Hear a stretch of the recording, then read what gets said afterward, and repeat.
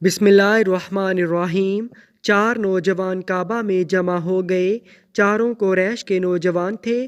انہوں نے طے کیا کہ ان میں سے ہر ایک رکن یمانی پکڑ کر اللہ تعالیٰ سے دعا کرے، اپنی زندگی کی سب سے بڑی خواہش پوری ہونے کے لیے دعا مانگے۔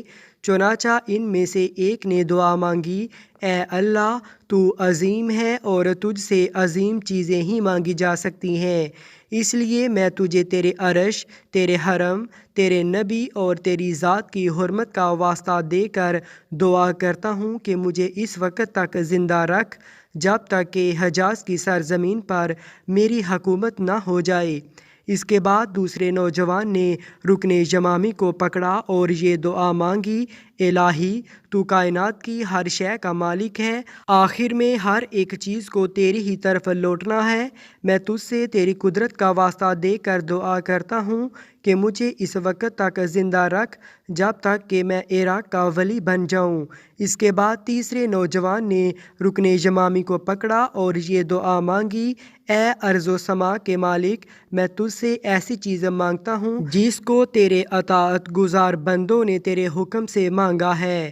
میں تجھ سے تیری ذات کی کبریائی، تیری مخلوقات اور اہل حرم کے حق کا واسطہ دے کر دعا مانگتا ہوں کہ تو مجھے دنیا سے اس وقت تک نہ اٹھانا جب تک مشرق اور مغرب پر میری حکومت نہ قائم ہو جائے، اور جو شخص میرے خلاف کھڑا ہو اس کا سر نہ کچل دوں۔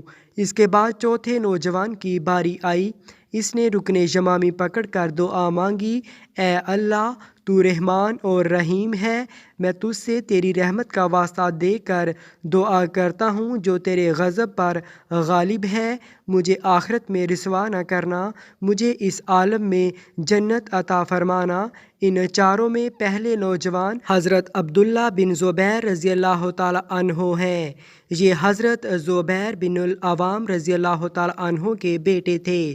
حضرت زبیر بن عوام عشرہ مبشرہ میں شامل ہے۔ اللہ کے رسول صلی اللہ علیہ وآلہ وسلم کی طرف سے جن 10 صحابہ کو جنت کی بشارت ملی ان میں سے ایک ہیں۔ دوسرے نوجوان حضرت مصعب بن زبیر رضی اللہ تعالیٰ عنہ تھے، یعنی حضرت عبداللہ بن زبیر رضی اللہ تعالیٰ عنہ کے چھوٹے بھائی تھے۔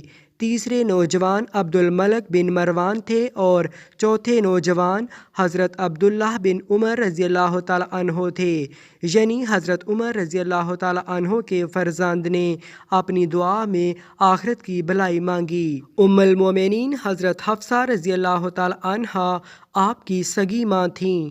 آپ نبوت کے دوسرے سال پیدا ہوئے جب حضرت عمر رضی اللہ تعالیٰ عنہ نے اسلام قبول کیا۔ اس وقت آپ 6 سال کے تھے۔ والد کے اسلام قبول کرنے پر یہ خود بخود اسلام کے دامن میں آ گئے۔ ان کی پرورش خالص اسلامی ماحول میں ہوئی۔